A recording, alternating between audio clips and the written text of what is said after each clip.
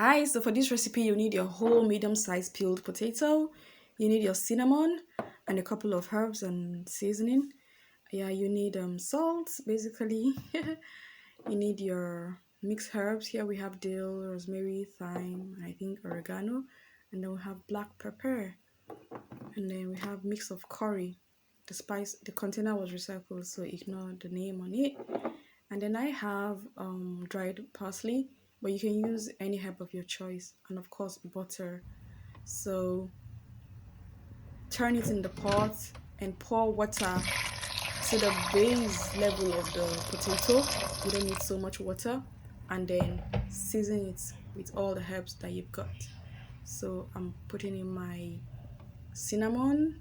You need to be careful with cinnamon because it's highly aromatic. You don't want it killing your food. And then we have some curry now. Yeah, and then some salt. Yeah, and then the dried mixed herbs.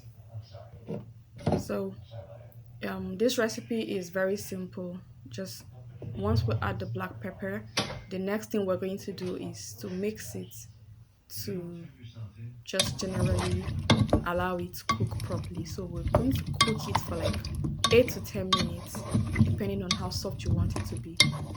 Once it's covered and cooked, the next thing is to check it. Check the consistency if it's what you want. Of course, it shouldn't be too soft since it's going to still be heated in the butter. But then for me, this is just perfect. You can steam the water out if there is water in it, and you can recycle the water for any other gravy. However, the next thing to do is, in this recipe, melt your butter and heat it with the herbs. Basically, I'm doing this to activate the herb, and then of course prepare the butter for the potato. The potato will have been cooling and will have been sieved off any moisture content. And then once this is done, we have activated the herb, we've melted the butter properly for a few seconds. The next thing is to pour in the whole boiled potato and mix it properly. Mix it, stirring it, heating it, cooking it, allowing it to absorb the butter, allowing the herbs and spices to just come together and make that blast you want in your tongue. Basically, you don't need any extra seasoning or spicing in this because you've already done that while you were cooking it. And remember, we did that with the minimal quantity of water, so it's rich enough. You can allow it to cook longer with less butter if you don't want it too mushy, but I wanted mine really soft and rich with butter.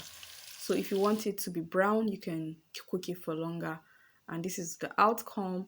I served mine with fish and it was lovely. So if you enjoyed this video, kindly give it a thumbs up and please subscribe. Thank you.